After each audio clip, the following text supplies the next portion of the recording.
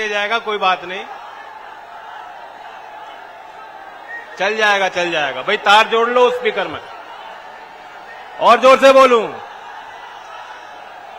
मुझे लग रहा है ज्यादा गर्मी हो रही है यहां।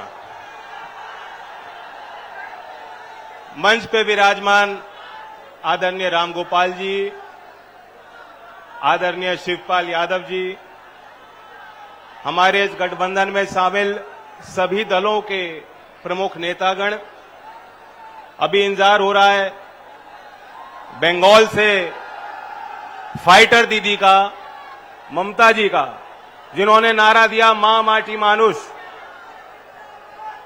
और तमाम कोशिशों के बावजूद जिन्होंने भारतीय जनता पार्टी को खदेड़ने का काम किया वेस्ट बंगाल से। अगर आपकी अनुमति हो, बनारस की जनता की अनुमति हो, तो उत्तर प्रदेश के भावी मुख्यमंत्री माननीय अखिलेश यादव जी का मैं नमन करता हूं। और आप सभी लोगों को प्रणाम। हमारे यहां ये मान्यता रही है कि जो भी प्रार्थना समाज के बीच से होती है, सामूहिक तौर पे अगर कोई प्रार्थना होती है तो वो पवित्र भी होती है और वह कामयाब भी होती है। और इसलिए चुनावी सभा में सबसे प्रथम मैं अपने ओर से प्रार्थना करता हूं, और इस प्रार्थना में हम सब लोग शामिल हों। आज विश्व का बहुत बड़ा हिस्सा युद्ध के संकट का सामना कर रहा है। हम प्रार्थना करते हैं कि विश्व के सभी नेता मानव जाति से हो रहे नुकसान को समझें, हिंसा के रास्ते को छोड़कर समस्याओं के समाधान के लिए तत्पर रहें। और मेरी प्रार्थना है कि भारत के नागरिक जो यूक्रेन में बड़ी संख्या में अभी भी नौजवान फंसे हुए हैं, मेरी प्रार्थना है कि सभी वो नौजवान सुरक्षित अपने घरों तक लौट सकें। दिखावा तो बहुत हो रहा है, और चुनावी भाषणों में प्रधानमंत्री जी ने ऑपरेशन गंगा का नाम देकर चुनावी राजनीति का हिस्सा बनाने की कोशिश भी की है। मैं आपके संज्ञान में लाना चाहता हूं, लगभग 3 दशक पहले जो कुवैत में वॉर हो रही थी, तब लाखों लोग हमारे भारत के वहां उस वॉर जोन में फंसे थे। बसें लगाकर उनको कुवैत से जॉर्डन ले जाया गया, और फिर जॉर्डन से हवाई जहाजों के माध्यम से भारत वापस लाया गया। और पूरे दुनिया ने हमारे उस समय उस प्रयास को सराहा था, और Guinness book of world record में वो इवैक्यूएशन की चर्चा हुई थी। तब कोई नाम नहीं दिया गया था, लेकिन अब नाम दिया गया है, क्योंकि ऐसा लगता है कि सत्ताधारियों की नजर यहां सिर्फ गंगा पे और यूपी के चुनाव पर है। यूक्रेन में फंसे हुए नौजवानों पे उनकी नजर, उनकी फिक्र नहीं है। लेकिन मैं मानता हूं कि जब गंगा जैसा नाम रखा है तो अंत भी अच्छा होगा, और हमारे सभी नौजवान सुरक्षित लौटेंगे। ये बनारस की धरती पे विशाल कार्यक्रम हो रहा है। मैं बधाई देता हूं। ओम प्रकाश राजभर जी अभी बोल रहे थे, सिंबल हमारे अलग अलग हैं, और अब इस दौर में जो अब 7वां दौर होगा 7 तारीख को, इसमें आपको चुनाव करना है। कहीं लिफाफा है, कहीं छड़ी है, और कहीं साइकिल का निशान है। हमारी लड़ाई एक, हम सबकी लड़ाई एक, और आज हम सब इकट्ठा हुए हैं। बनारस की राजनीतिक धरती है, बनारस धर्मनगरी भी है, और जब बनारस कोई आने की सोचता है तो कल्पना करता है अविरल गंगा की, बनारस के विश्व प्रसिद्ध कलाकारों की।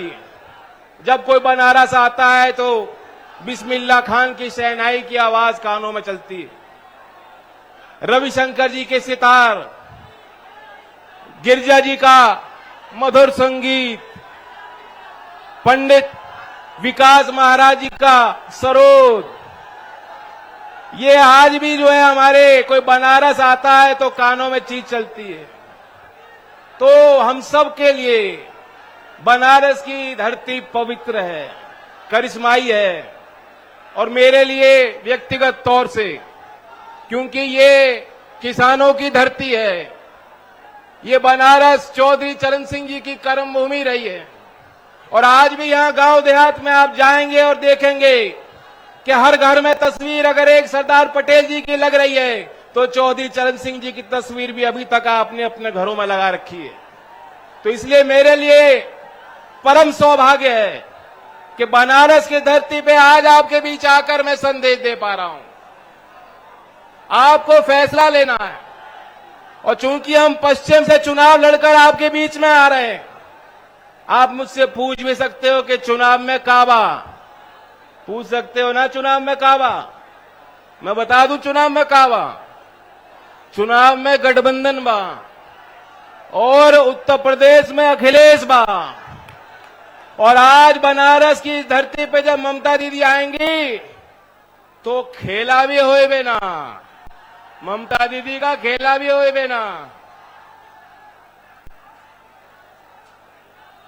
बात तय हो चुकी है।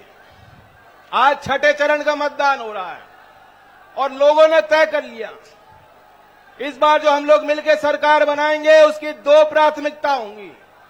सबसे पहले किसान का सम्मान, किसान का सम्मान, और सरकार की प्राथमिकता में सबसे पहले होगा प्रदेश का नौजवान। ये दो ही चीज हैं, ये दो चीज हैं।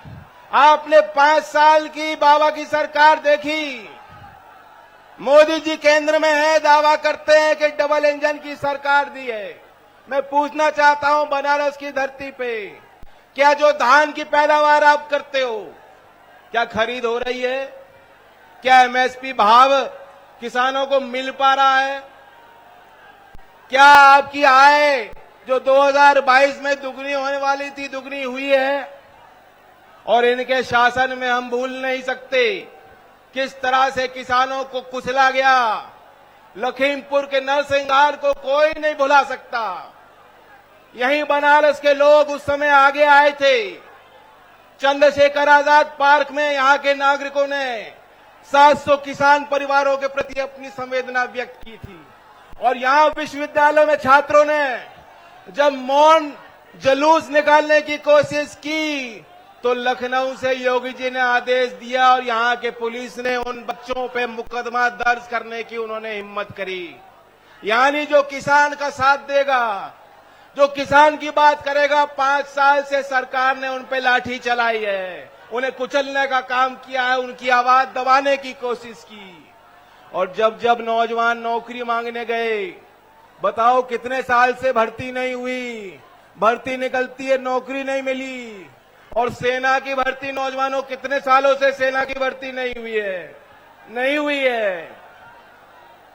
लंबित भर्तियां चल रही हैं हर विभाग में, आप पे भी लाठी चलाई। तो ये वक्त है कि किसान के सम्मान और नौजवान के सम्मान और रोजगार को दिल में रख के आपको वोट की चोट देनी है। ये वो सरकार है जिसकी जिम्मेदारी थी उन किसान परिवारों को न्याय दिलाने की।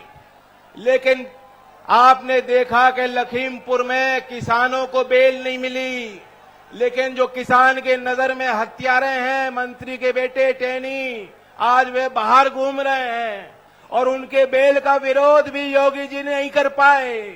मैं दावा करता हूं, अगर किसानों को बेल मिल गई होती तो योगी की सरकार सुप्रीम कोर्ट में उस बेल का विरोध करने जाती। लेकिन योगी जी की सरकार, टेनी को जब बेल मिली, किसान के हत्यारों को जब बेल मिली, उसका विरोध करने भी सुप्रीम कोर्ट नहीं गई।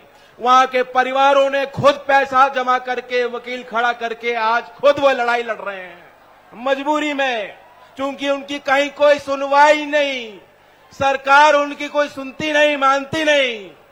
भाई मैं तो खूब चिल्ला रहा हूं, आवाज जा रही होगी चलो समझ लोगे, फेसबुक पे देख लेना बाद में। और आपका जोश तो बता रहा है, आप तो मन बना के ही आए हो, हाथ में भी गदा लिए आए हो। पार्टी का झंडा है, पार्टी की टोपी है, हाथ में गदा है। तुमसे कौन मुकाबला करेगा भाई? तुम्हारा तो काम हो रखा है पहले ही। 7 तारीख में आपको मतदान करना है।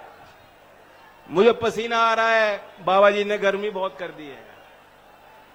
आपको सतर्क रहना होगा, क्योंकि सामने वाले मदारी हैं, मदारी बहुत तरीके से झूठ बोलते हैं। अपनी नाकामी छुपाने के लिए बड़े बड़े लंबे चौड़े भाषण देते हैं और फिर उनके पीछे अंधभक्तों की टोली है। उनकी नाकामी को भी बताते हैं कि उनकी उपलब्धि। अगर आप उनको गड्ढा दिखाओगे, यहां सड़कों में गड्ढे हैं कि नहीं है? गड्ढे हैं ना? लखनऊ में बैठ के कहते हैं गड्ढे भर दिए। अगर आप उनको गड्ढा दिखाओगे तो अंधभक्त कहेगा नहीं नहीं, ये गड्ढा 70 साल से तो इससे बड़ा गड्ढा था, ये तो मोदी जी ने छोटा गड्ढा बनाया है जनता के लिए। तो ये इनकी बात का तोड़ हमारे कार्यकर्ताओं को मिलकर ढूंढना होगा। और मैं तो कहता हूं कि मोदी जी का बस चले तो एक दिन योगी जी को भी कंघा भेज देंगे। योगी जी का कंघा से क्या काम है? कोई काम नहीं, उन्हें भी कंघा भेज देंगे। तो बातों का तोड़ आपको ढूंढना होगा।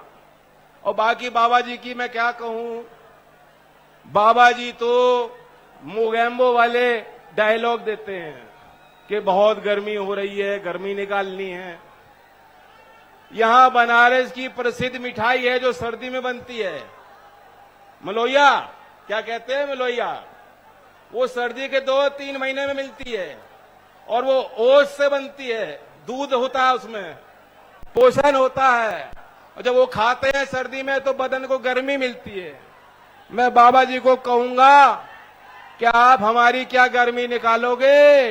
ये बनारस के नौजवान 7 तारीख में ऐसी आपकी गर्मी निकालेंगे। अगर आपको सर्दी में मिठाई खानी चाहिए थी बनारस आकर।